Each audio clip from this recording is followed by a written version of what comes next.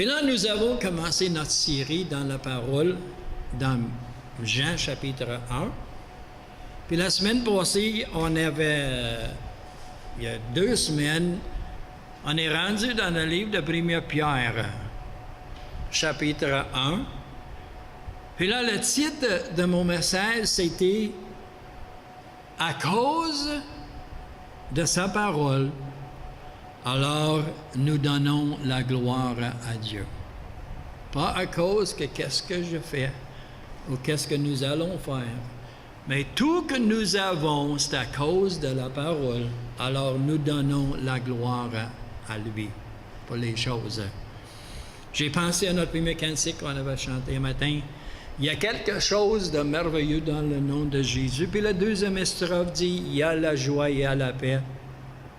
Puis souvent, on évite de rester concentré sur la paix et la joie et le salut et la délivrance et l'amour. Puis c'est bon, c'est excellent. Mais la source, c'est le nom de Jésus. Alors nous allons dans la source pour recevoir les choses. Alors sans aller dans la source, on ne peut pas recevoir ce que Dieu a pour nous. Alors dans le livre de 1 Pierre, chapitre 1, on va relire les 2 versets qu'on a lus la semaine passée. Et là, je vais vous donner une chose que le Seigneur a placée dans mon cœur cette semaine. Puis c'est Pierre qui est en train d'écrire. Il dit, « Puisque vous avez été régénérés, non par une semence corruptible, mais par une semence incorruptible, par la parole vivante et permanente de Dieu. » Notre manière d'être né de nouveau, c'est la parole. Nous croyons dans la parole et on l'accepte dans notre vie. À cause de sa parole, le verset 3 dans le même chapitre nous dit, « Béni soit Dieu, le Père de notre Seigneur Jésus-Christ, qui, selon sa grande miséricorde, nous a régénérés pour une espérance vivante par la résurrection de Jésus-Christ d'entre les morts. » À cause de sa parole, on est régénéré ou on est né de nouveau par Jésus. Alors, à cause de sa parole, nous donnons la gloire à Dieu. La semaine passée, qu'on avait appris que, à cause de sa parole, nous donnons la gloire au Seigneur, nous enlève de tout. Veut pas notre régénération, quand nous sommes nés de nouveau, on n'avait rien à faire avec, sauf que croire. Croire et confesser Jésus comme Seigneur. Tout qu'on fait après ça, on fait parce que nous croyons qu'on est né de nouveau. Sinon, les œuvres qu'on fait pour nous aider, on va tomber à quelque part parce que nous sommes des êtres humains et nous avons tout contre nous. Notre adversaire, l'ennemi, ne veut pas qu'on reçoive la joie de Dieu, ni la paix de Dieu, ni la délivrance de Dieu, ni toutes ces choses. Lui, il veut nous garder oppressés et dans une manière vraiment, on peut dire, pénible. Comme Dominique il disait un matin, quand il est arrivé, quand il est sorti un matin pour venir à l'église, alors il avait pris un pneu qui avait l'air pas trop bon. Mais il avait le choix. D'être en colère ou de garder la paix. Chacun de nous, nous avons des choix tous les jours. C'est à nous, c'est nous qui vont faire le choix, pas le Seigneur. C'est nous.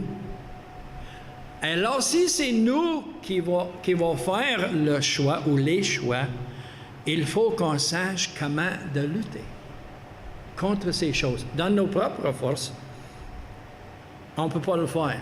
Puis on avait commencé nos versets clés, c'était Jean 1:1, c'est Au commencement était la parole était avec Dieu, et la parole était Dieu. Elle était au commencement avec Dieu. Toutes choses ont été faites par la parole. Je ne peux pas faire ma joie. Je ne peux pas faire ma paix. Je ne peux pas fabriquer la patience. Je ne peux pas fabriquer des choses que j'ai besoin d'avoir une vie éternelle ou une vie pleine. C'est la parole qui va créer toutes choses. Alors, quand nous sommes attaqués par les choses qui veulent enlever notre paix, enlever notre joie, il faut aller à la parole. Il faut avoir la parole ancrée en nous pour garder qu'est-ce que Dieu a déjà donné. Quand nous sommes nés de nouveau, notre vie commence. Ce n'est pas la fin de nos épreuves, ce n'est pas la fin des tentations, c'est le commencement. Alors il faut savoir comment de lutter et gagner. Avec la parole, on lutte et on gagne. Toujours. Toujours. On gagne toujours avec la parole. Parce que dans le verset 5, il dit que la lumière, lui, dans les ténèbres, et les ténèbres ne l'ont pas reçu. Qu'est-ce que ça veut dire? Les ténèbres parlent du mal, mais quand nous avons la lumière en nous, il n'y a aucune ténèbre qui peut gagner contre la lumière. Dans notre vie naturelle, on la voit. Entrer dans une chambre la nuit, quand il fait très noir, ouvre la lumière, qu'est-ce qui va arriver? Les ténèbres ne sont plus là. C'est juste une chose naturelle. Dans le Seigneur, c'est la même affaire. Il est lumière. Dans le verset 9, il dit, « Cette lumière était la véritable lumière qui, en venant dans le monde, éclaire tout homme. » Chaque personne dans ce monde veut la lumière. Mais seulement ceux qui ont décidé de recevoir la lumière peuvent la recevoir. C'est notre choix. Comme j'ai dit l'autre jour, pourquoi que Dieu a laissé ça à nous? Aucune idée. On est des êtres humains, on est apte de faire les mauvaises décisions. Mais Dieu l'a choisi, puis après ça, il nous donne les armes pour gagner. Verset 12. Mais à tous ceux qui l'ont reçu, c'est nous, à ceux qui croient en son nom, elle a donné le pouvoir de devenir enfants de Dieu, lesquels sont nés non du sang, ni de la volonté de la chair, ni de la volonté de l'homme, mais de Dieu. C'est Dieu, sa parole, qui est venu pour nous donner une nouvelle vie. Alors, veux pas, quand nous croyons en lui, avec tout notre cœur, lui accepte la responsabilité de nous garder. Moi, j'ai trouvé ça, quand j'ai appris ça, j'avais une misère à le dire. Mais il dit, comment que Dieu accepte la responsabilité de moi? Quand on reste dans la parole, il va nous garder. Et quand nous faisons des mauvaises décisions, on court vers lui, on demande pardon, puis on continue. Parce qu'il accepte la responsabilité de changer nos vies. Alors, maintenant, nous comprenons, après des mois, que c'est la parole qui va nous tenir, va nous soutenir, va nous garder. Et chaque personne ici, je peux probablement vous dire, avec l'exemple de ma vie, quand les situations arrivent, ou des épreuves arrivent, ou les tentations arrivent, ça prend un effort énorme d'aller dans la parole. On cherche ailleurs, avant. À place de prendre le temps et dire, qu'est-ce que la parole dit? Comment est-ce que la parole peut m'aider? Où est-ce que je dois aller dans la parole? Pourquoi? Parce que nos pensées, notre intelligence est toujours en fonction. Et là, on veut dire quelque chose ou on veut répondre dans une manière avant tout. Alors, c'est un effort contre le désir de notre chair d'aller dans la parole. Mais, Dans le livre de 1 Pierre, j'ai trouvé ça très intéressant cette semaine. Ce n'était pas vraiment la direction que j'ai pensé d'y aller. Verset 1 Pierre 1:1. Pierre, apôtre de Jésus-Christ, à ceux qui sont étrangers et dispersés dans le Pont, la Glace, la Galatie, la Cappadoce, l'Asie et le Bithynium, c'est toutes les places différentes. Puis dans ce chapitre, nous allons voir comment que Dieu va nous soutenir. Mais Pierre, quand il avait écrit ces versets-ci, Pierre était en prison. Puis Pierre, il n'y avait aucun doute que ses journées étaient déjà fixées. Là. Parce que, combien de vous connaissez le monsieur Nero? Nero. Un empereur méchant. Méchant. Tellement méchant que moi, je ne suis pas un gars qui était fixé dans l'histoire, mais ça de même. Là. Puis quand j'ai entendu ça ici, j'ai commencé d'aller pour vérifier qu'est-ce que le monsieur disait. C'était vrai. Puis j'ai embarqué sur l'Internet pour chercher ce monsieur-là. Puis lui était vraiment méchant. Quand il est venu en pouvoir, sa mère a programmé des affaires pour faire tuer celui qui était en charge. C'est son oncle qui l'avait adopté. Parce que sa mère voulait avoir son fils en pouvoir. Puis son fils est en pouvoir parce que sa mère, c'était sa mère qui voulait contrôler l'Empire. Mais après 5 ans de ça, lui, il a fait tuer sa mère. Ah, c'est méchant ça. Puis là, après un certain temps, lui, il voulait avoir des choses grandes.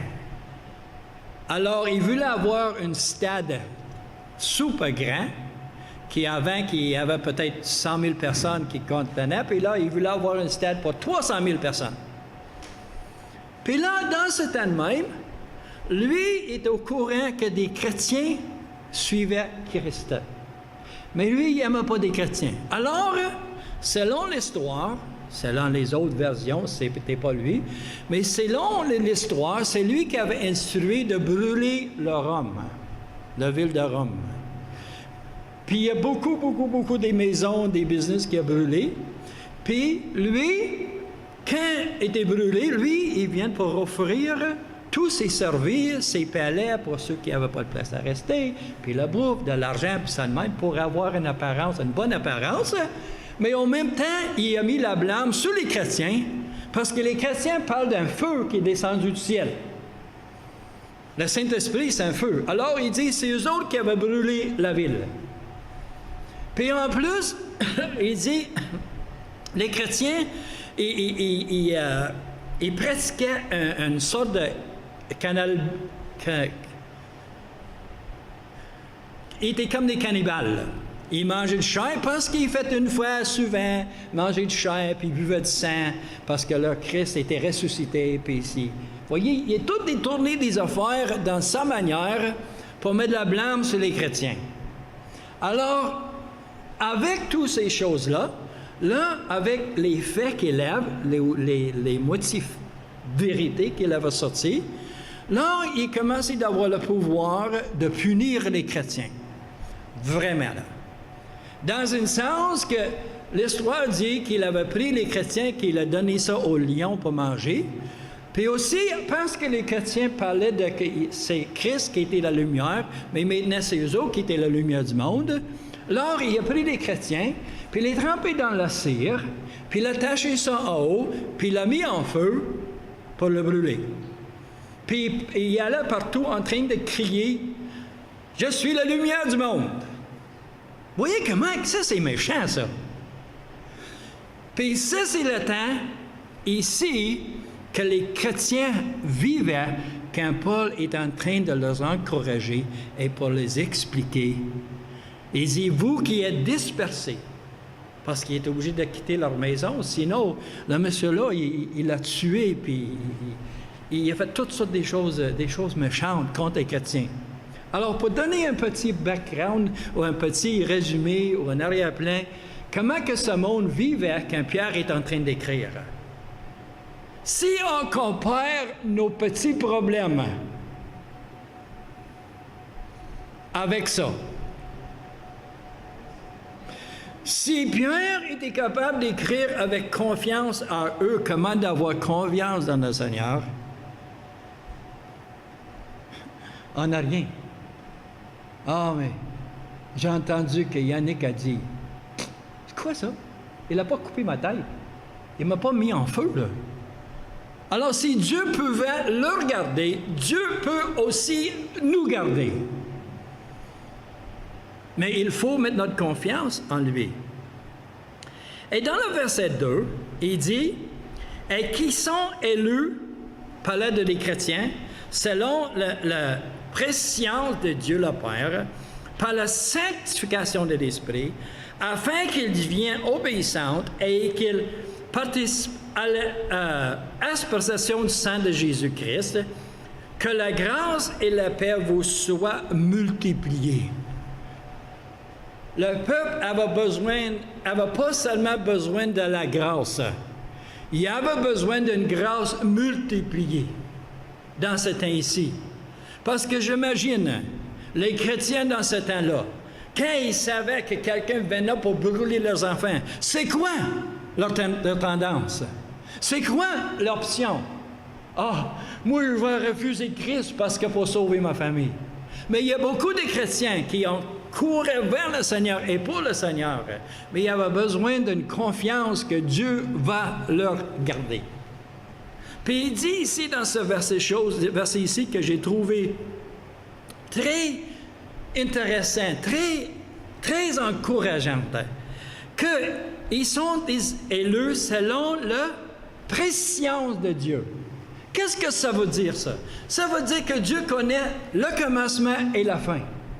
Mais entre le commencement et la fin, c'est pas Dieu qui est en contrôle de tout. Dieu est souverain, mais Dieu a choisi de nous laisser choisir.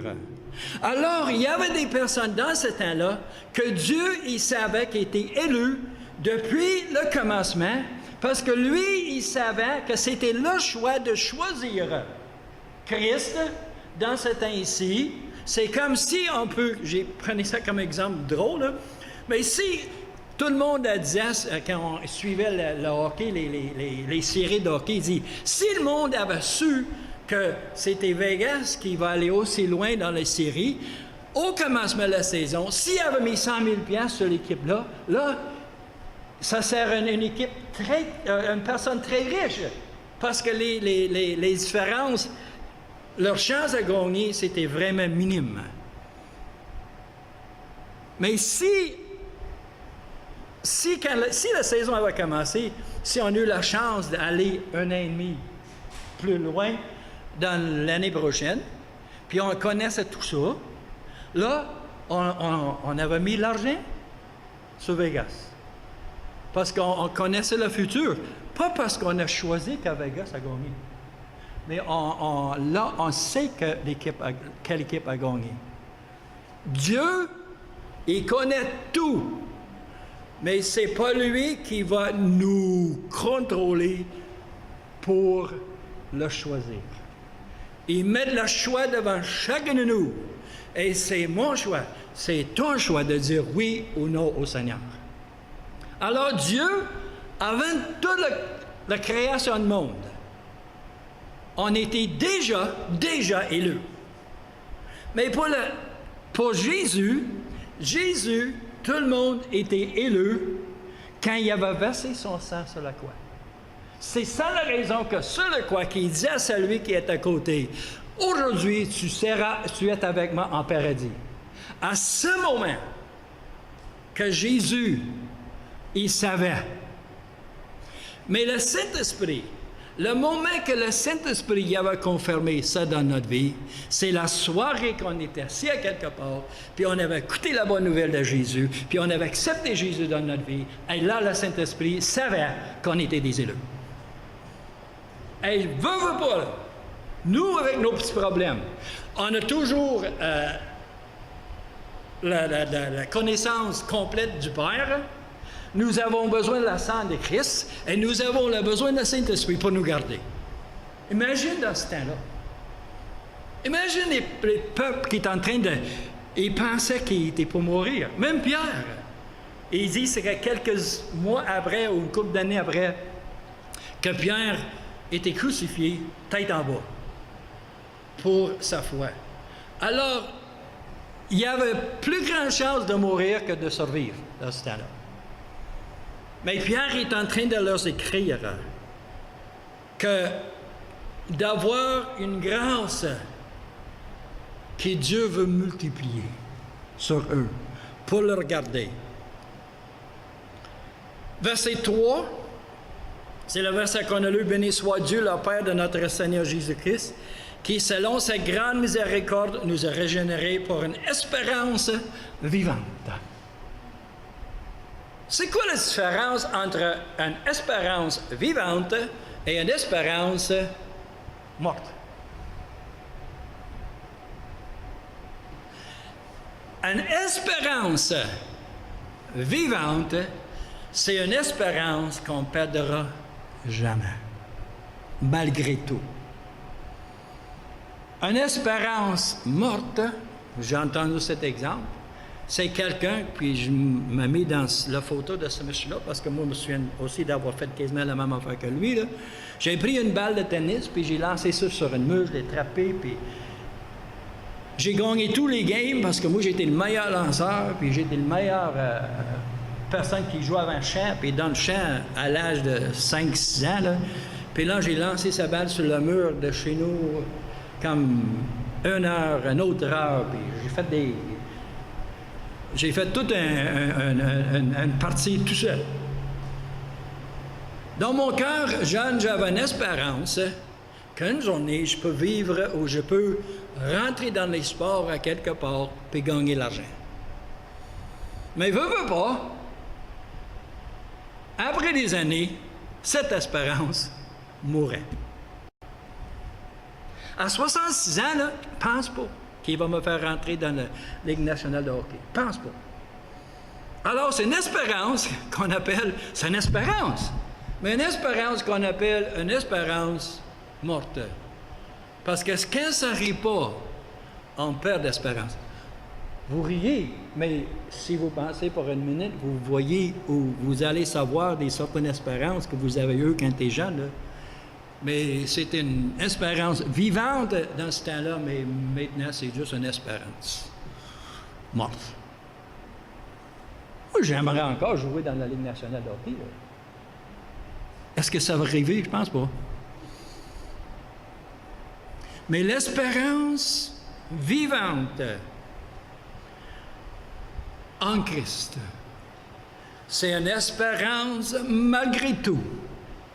Si la vie est dure, si la vie est facile, que ce temps ici, sur cette terre, c'est très court. Et nous avons un temps, l'éternité, devant nous, dans le ciel avec le Seigneur, où existe la paix, la joie, la totale, la santé, la délivrance totale, à chaque instant de notre vie pour l'éternité. Ça, c'est une espérance vivante. Comment est-ce qu'on peut avoir, comment est-ce qu'on va voir cette espérance vivante? De savoir, de croire que la parole de Dieu va créer cette nouvelle chose en nous, ou cette nouvelle vie. C'est la parole qui va la créer. Et c'est la parole qui va nous soutenir. Alors, à place de dire, maintenant je crois cela, qu'est-ce que je dois faire? Non.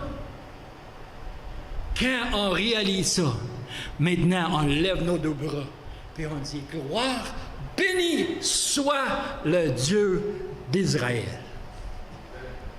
Et quand nous allons dans cette direction, notre espérance est ancrée et sera vivante pour l'éternité. En face de tout obstacle, Pierre est en train d'écrire un grand message aux chrétiens. Puis nous, si nous avons déjà donné notre vie au Seigneur, est-ce que ça nous encourage de rentrer dans la parole qui a créé une nouvelle vie en nous à chaque moment? J'ai d'autres choses, mais quand je prêche encore, ça va être dans quasiment 3 semaines. Alors, on va parler de les versets qui suivent. Prenez le temps de lire 1 Pierre, qui parle de les épreuves et les tentations. Là, maintenant, on pensait que quelle sorte de peuple, quelle sorte de situation est-ce que Pierre est en train de parler? Puis de leur dire, gardez joie dans les épreuves. Quand je pense aux épreuves que ce peuple-là passait, là, je ne peux pas imaginer que j'avais passé par aucune épreuve dans ma vie. Quand je compare les épreuves, on les choses qu'on appelle nos épreuves, ou mes épreuves, mes tentations, c'est pas comparable.